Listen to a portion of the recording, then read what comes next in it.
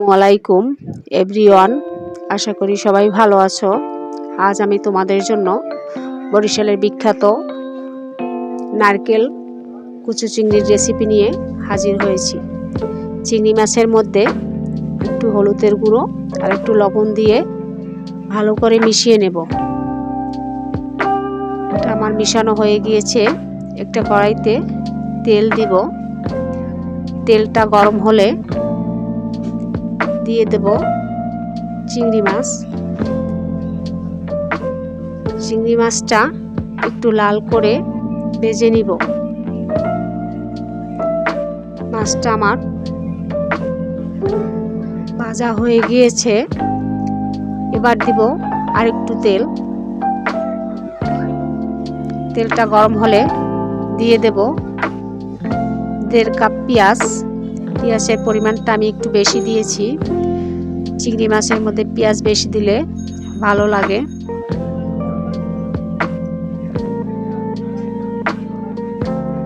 পেঁয়াজটা একটু আমি লাল লাল করে ভেজে নিব।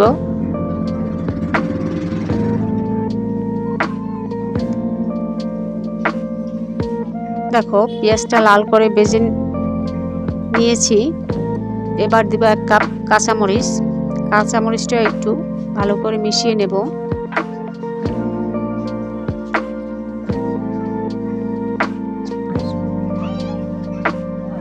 দিব 1 চামচ রসুন বাটা। আবার ভালো করে মিশিয়ে নেব।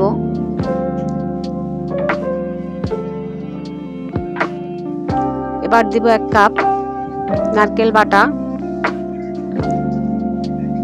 নারকেল বাটা দিয়ে ভালো করে মিশিয়ে নেব।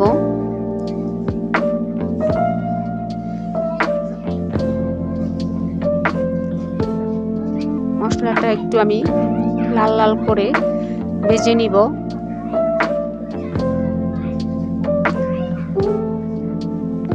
দেখো, লাল লাল করে ভেজে নিয়েছি। এবার একটু দিব পানি। পানি দিয়ে আবার ভালো করে মিশিয়ে নিব। দিব 1 চামচ হলুদের গুঁড়া।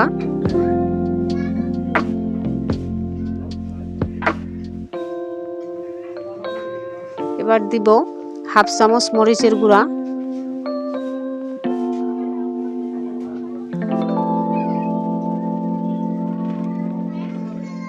দিব স্বাদ মতো লবণ।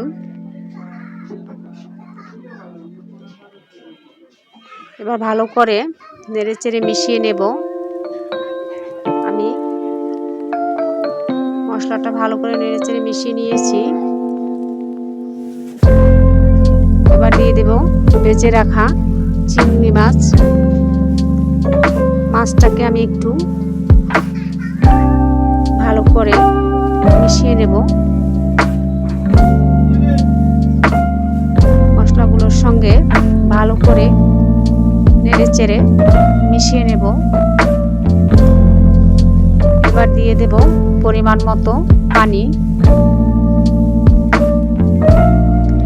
আসলে এই কুচু চিংড়িটা আমি একটু ঝোল ঝোল করে উঠিয়ে নেব, কারণ একটু ঝোল ঝোল ভালো লাগে।